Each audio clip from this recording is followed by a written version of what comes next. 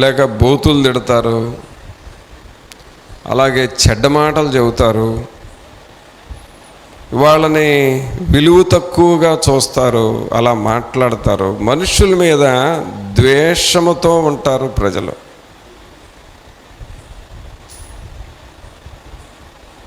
అది దేనిని చూపిస్తుందంటే, నేను ఇలా చెడ్డ మాటలు పలికేటప్పుడు దేవుడు నా మాటలు వింటున్నాడు అనేది కూడా వారికి గ్రహింపు రాదు.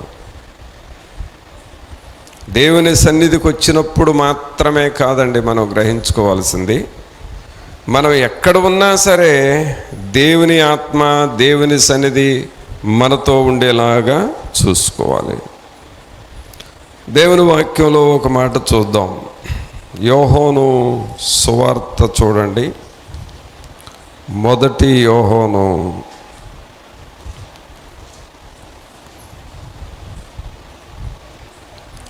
4వ అధ్యాయము 3వ అధ్యాయం. మొదటి యోహోను 3వ అధ్యాయము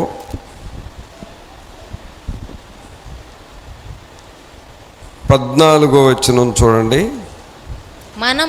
మనము సహోదరులను ప్రేమించుచున్నాము గనుక మరణములో నుండి జీవములోనికి దాటి ఉన్నామని ఎరుగుదుము. చూసారా, దేవుణ్ణి అనుసరించటము, అలాగే దేవుణ్ణి అనుసరించడం ద్వారా మనకు క్షేమము ఎప్పుడు వస్తుందంటే, మనము సహోదరులను ప్రేమించుచున్నాము. ఏం చేయాలంటే, మనం సహోదరులను ప్రేమించాలి, వారిని ప్రేమించాలి, వారిని ఆదరించాలి, వారికి మనం చేయగలిగిన సహాయమును మనము చేయాలి. మనము సహోదరులను ప్రేమించుచున్నాము గనుక మరణములో నుండి జీవములోనికి దాటి ఉన్నామని ఎరుగుదాం. దేవుడు లోకమును ప్రేమించాడు, ప్రజలను ప్రేమించాడు, అలాగే వారి పాపాలని క్షమించాడు, వారికి జీవాన్ని, నిత్య జీవాన్ని ఇచ్చాడు. అది దేవుని ప్రేమలో నుండి వస్తుంది. మరి మనం ఆ ప్రేమను మనం చూపిస్తున్నామా? దేవుని ప్రేమను మనం కలిగి ఉన్నామా? కాబట్టి దేవుని అనుసరించడం అంటే దేవుని ప్రేమ మనలో ఉండాలి. మనము సహోదరులను ప్రేమించుచున్నాము గనుక మరణములో నుండి జీవములోనికి దాటి ఉన్నామని ఎరుగుదము. మనం ప్రేమించడం ద్వారా మరణకరమైన పరిస్థితుల్లో నుండి జీవములోనికి మనం దాటి వస్తున్నాం, జీవములోనికి మనం వస్తున్నాం. తర్వాత అక్కడ ఏముందంటే, ప్రేమ లేనివాడు మరణమందు నిలిచి ఉన్నాడు. మనుషులు ఎక్కువగా మనుషుల్ని ద్వేషించడం, అసహించుకోవటం, తక్కువ చేసి మాట్లాడటం, తోలనాడి మాట్లాడటం, ఇవి నేర్చుకుంటున్నారండి. ప్రేమించటం, గౌరవించడం కంటే తోలనాడి మాట్లాడటం, ద్వేషించడం నేర్చుకుంటున్నారు. ఇవి దేనిని చూపిస్తున్నాయి అంటే, మరణమందు నిలిచి ఉన్నారు వారు. మరి ఇప్పుడు మనకు క్షేమము కావాలి అనంటే, నువ్వు సహోదరులను ప్రేమించే వ్యక్తివిగా ఉండాలి. దేవుణ్ణి ప్రేమిస్తున్నావు అనే దానికి గుర్తు ఏమిటంటే, నీ దగ్గరుండే సహోదరులను నీవు ప్రేమిస్తావు. దేవుని ప్రేమను నీ హృదయంలో ఉంటుంది. అందుకనే మొదటి సమయాలు 12:14 ఏం చూస్తున్నావు? మీరు యెహోవా యందు భయభక్తులు కలిగి ఆయన మాటను విని ఆయనను సేవించి ఆయన ఆజ్ఞను భంగము చేయక మీరును మిమ్మును ఏలు రాజును మీ దేవుడైన యెహోవాను అనుసరించిన ఎడల మీకు క్షేమము కలుగును. ఆయన యందు భయభక్తులు కలిగి ఉండటం, అది ఎలా వస్తుందంటే మన మాటల ద్వారా తెలుస్తుంది. దేవుని యందు మనలో భయభక్తులు ఉన్నాయా లేదా, మన మాటల ద్వారా తెలుస్తుంది. కొంతమంది మాటలు మాట్లాడేటప్పుడు దేవుని యందు భయభక్తులు కలిగి మాట్లాడతారు. అనవసరంగా ఏ మాటలు కూడా మాట్లాడకూడదు, ఒక అబద్ధం కూడా చెప్పకూడదు, వాక్యాన్ని అనుసరించి నడుచుకోవాలి అనే భయం ఉంటుంది.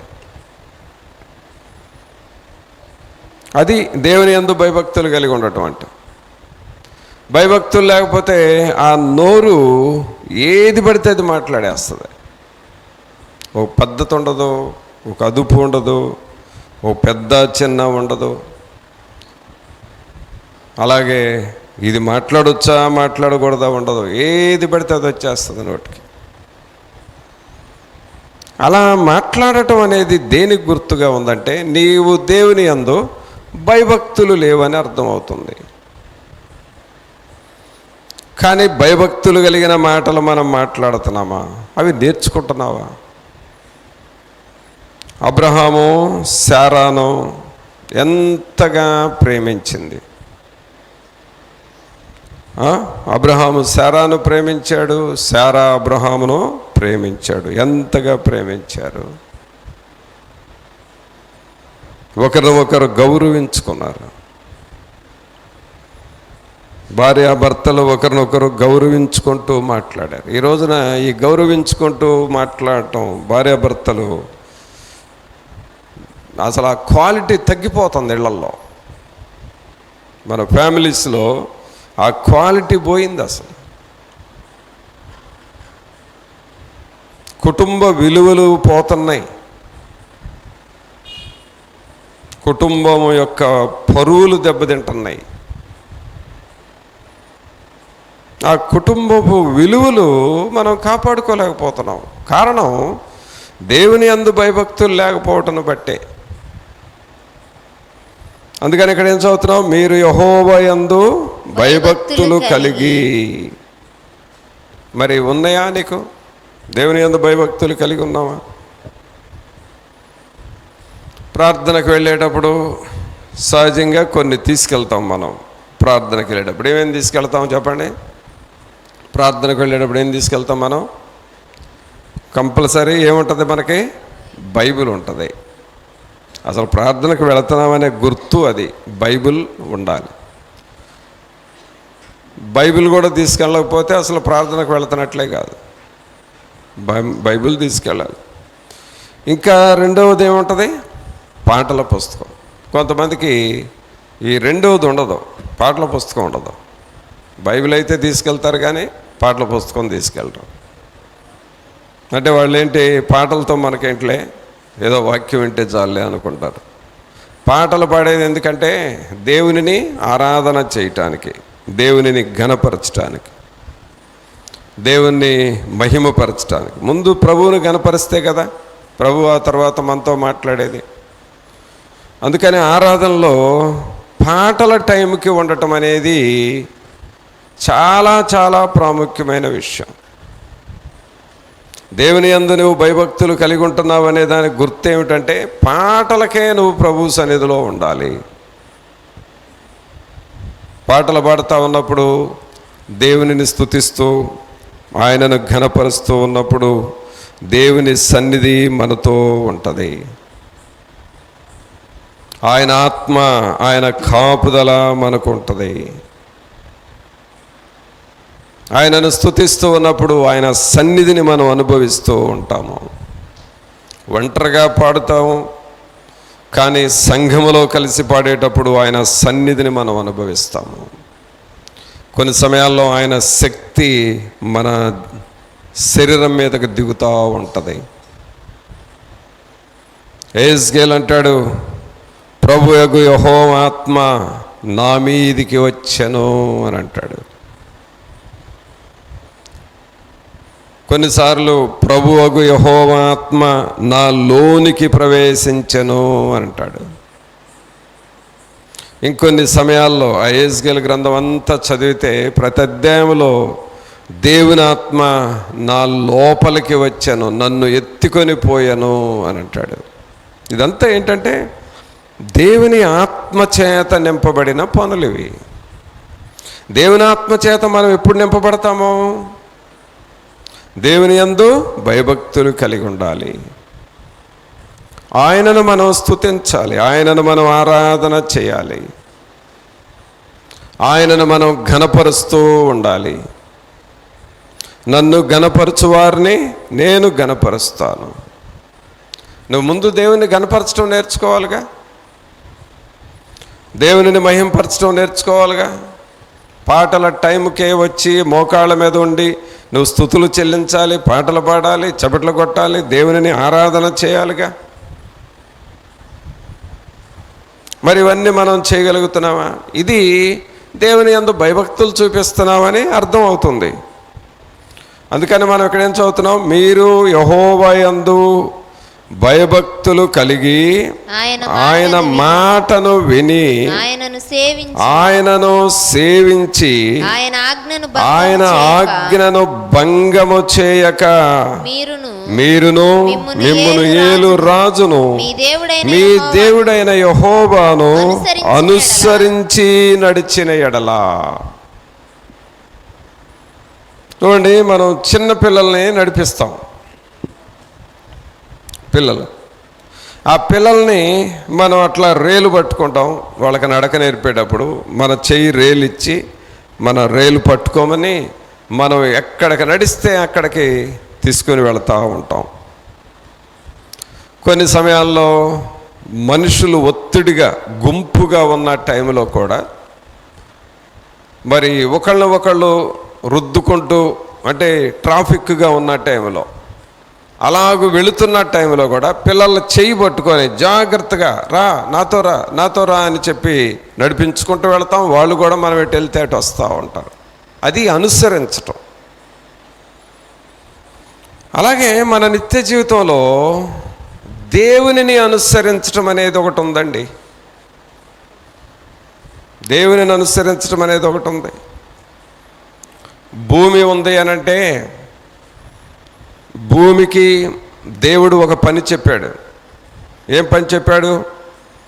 భూమి తన చుట్టూ తాను తిరిగేటట్లుగా దేవుడు చేశాడు. ఒక పనిని నియమించాడు భూమికి. అందుకనే ప్రతిరోజు భూమి తన చుట్టూ తాను తిరుగుతూ ఉంటుంది. అందుకే పగలు రాత్రి అనేది కారణం. అది భూమి తిరగకపోతే పగలు పగలుగానే ఉంటుంది, రాత్రి రాత్రిగానే ఉంటుంది, ఇంకా మార్పు రాదు. భూమి తిరుగుతూ ఉంది కాబట్టి పగలు రాత్రి ఏర్పడుతుంది. అయితే ఎక్కడ తిరుగుతుందయ్యా అనంటే నీకు తెలీదు, మనకు తెలియదు, తిరుగుతున్నట్టు కూడా తెలీదు, కానీ తిరుగుతూ ఉంటుంది. ఎంత విచిత్రమైన విషయం అండి ఇది. మనకు తెలియకుండానే భూమి తన చుట్టూ తాను తిరిగేటట్లుగా దేవుడు చేశాడంటే ఎంత విచిత్రమైన విషయం. అసలు ఎప్పుడన్నా భూమి తిరుగుతున్నట్టు మనం చూసామా? చూడలా. కానీ తిరుగుతుందా లేదా అనంటే తిరుగుతుంది. ఎందుకు తిరుగుతుంది? ఆ భూమిని అడిగితే, భూమి ఎందుకు నువ్వు అట్లా తిరుగుతున్నావు, నీ చుట్టూ నువ్వు ఎందుకు తిరుగుతున్నావు అంటే, నాకు దేవుడు చెప్పాడు నేను ఆ పనిని చెయ్యాలి అని. దేవుడు సృష్టించినప్పుడు, భూమిని సృష్టించినప్పుడు చెప్పిన మాటను ప్రతిరోజు అది వింటుంది. ప్రతిరోజు తన చుట్టూ తాను తిరుగుతూనే ఉంటుంది. చూసారా? దేవుడు మేఘాలకు ఒక ఆజ్ఞ ఇచ్చాడు. మేఘాలకు దేవుడు చెప్పిన పని ఏమిటంటే, సముద్రాల్లో నదుల్లో ఉన్న నీళ్లను అవి ఆవిరి రూపంలో తీసుకొని వెళ్ళి వాటిల్లో దాచుకొని అవసరాన్ని బట్టి వర్షాన్ని పంపించడము మేఘాల పని. అది ఎప్పుడు చెప్పాడు దేవుడు? వాటికి భూమిని సృష్టించినప్పుడే, ఆ మేఘాలను సృష్టించినప్పుడే చెప్పాడు, మేఘాలారా మీరు వర్షము పంపిస్తూ ఉండండి భూమి మీదకి చెప్పాడు. ఆ రోజు నుండి ఈ రోజుకి బాగా మేఘాలు వాటి పనిచేస్తున్నాయి. ఇప్పుడు ఇంకా ఎక్కువ పనిచేస్తున్నాయి మనకు. అందుకే రోజు వస్తుంది వర్షం. అది ఎవరు చెప్పిన పని? దేవుడు చెప్పిన పని. మేఘాలకి వర్షాన్ని పంపించు అని చెప్పాడు, అంతే, వర్షాన్ని పంపిస్తున్నాయి. అప్పటి నుంచి ఇప్పటి వరకు ప్రతిరోజు దేవుని పని చేస్తున్నాయి. అలాగే సముద్రానికి కూడా ఒక మాట చెప్పాడు. ఏం చెప్పాడు? సముద్రానికి హద్దులు లేవు. ఒక గట్టులాగా ఏర్పాటు చేసి సముద్రంలో అలలు ఇక్కడ వరకు రావాలి అని ఒక సరిహద్దును ఏర్పాటు చేశాడు. అందుకనే సముద్రానికి ఈ ఒక హద్దు ఉంటుంది, మరొక హద్దు ఉండదు. ఇక నదికి 2 గట్టులు ఉంటాయి. ఎంత వెడల్పుండా ఆ సైడు గట్టు ఉంటుంది, ఈ సైడు గట్టు ఉంటుంది నదికి. కానీ సముద్రానికి ఉండదు. ఒక సైడే గట్టు ఉంటుంది, రెండో సైడు అసలు లేదు, అనంతం. ఇక్కడ వరకే నీళ్లు రావాలి అని దేవుడు వాటికి ఆజ్ఞాపించాడు. అక్కడ వరకే వస్తుంది. ఇక ఆ సరిహద్దు దాటి నీళ్లు రావు. ఒకవేళ అలాంటిది ఎప్పుడైనా తుఫాన్లు వచ్చినప్పుడు వస్తే అది ఉప్పెన అంటాం. చూసారా? కాబట్టి ప్రభునంతులారా, ప్రతిదీ కూడా ఆయన మాటను వింటున్నాయి. అందుకనే యెషయా గ్రంథం తీయండి. ఆయన మాట అవి వింటున్నాయా లేదా అనే దానికి దేవుని వాక్యంలోనే చూద్దాం. యెషయా గ్రంథము 1వ అధ్యాయము 2వ వచనం చూడండి.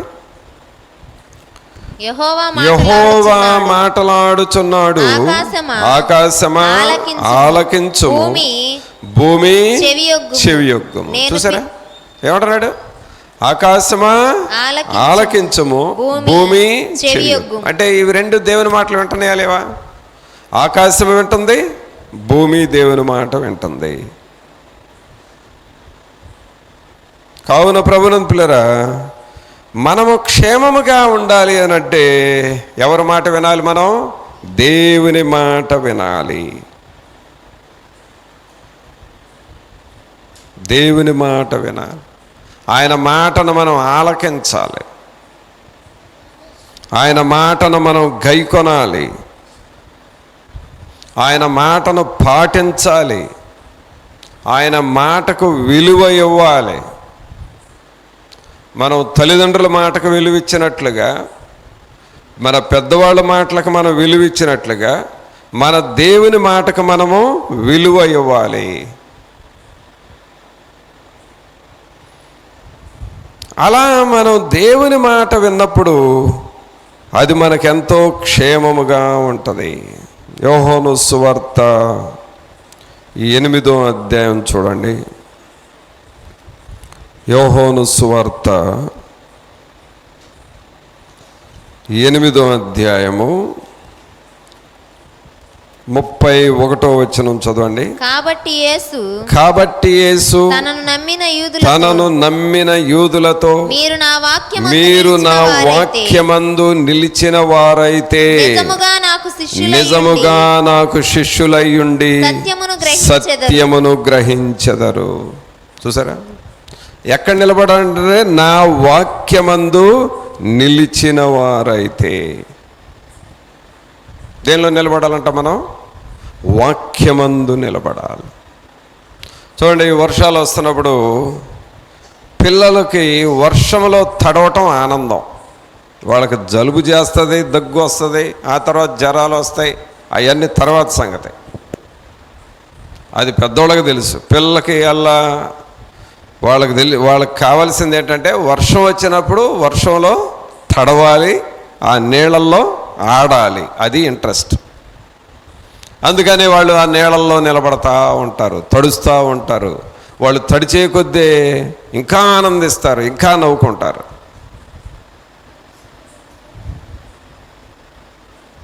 అదొక ఆనందం పిల్లలకి. అలాగే మనము కూడా దేవుని వాక్యములో నిలిచి ఉండాలి. దేవుని వాక్యము, ఆ వాక్యములో నిలిచి ఉండటం అంటే అర్థం ఏంటంటే ప్రతిరోజు నీకు వాక్యం గుర్తు రావాలి. ఏం గుర్తు రావాలి? ప్రతిరోజు వాక్యం గుర్తు రావాలి. ప్రతిరోజు ఉదయము స్త్రీలు ఒకటి గుర్తు చేసుకుంటారు. ఏంటో తెలుసా? ఈరోజు ఏమి కూర వండాలి. ఇది ఒక పెద్ద క్వశ్చన్ లేడీస్కి. రోజుకొకటి వండాలి కదా, ఈరోజు ఏమి వండాలి, అదొక ఆలోచన ఉంటుంది. అది ఉద్యోగాలకు వెళ్ళే లేడీస్ అయితే రేపు ఉదయం చేయబోయేది ఈ నైటే ఆలోచించుకుంటారు. రేపు ఏం చేయాలి, ఏం చేసి మనం త్వరగా డ్యూటీకి వెళ్ళగలం. ఒక ఆలోచన, ఈరోజు ఏం వండాలి. అలాగే డ్యూటీకి వెళ్ళినప్పుడు ఈరోజు మనం చేయాల్సిన పనులు చేసామా చేయలేదా ఆలోచిస్తాం.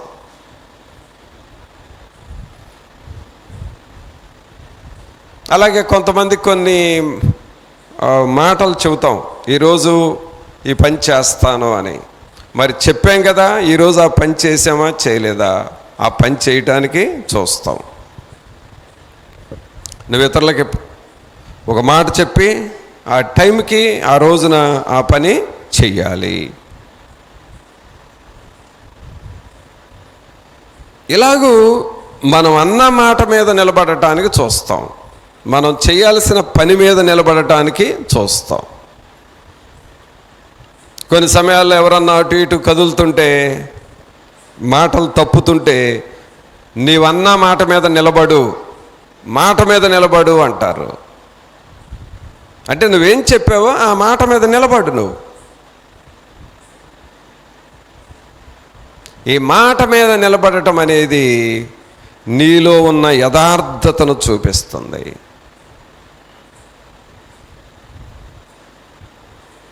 మాట మీద నిలబడటం లేదంటే, చెప్పింది చేయటం లేదంటే, ఒకటి చెప్పి ఒకటి చేస్తున్నావంటే నీలో యథార్థత లేదు అని అర్థం.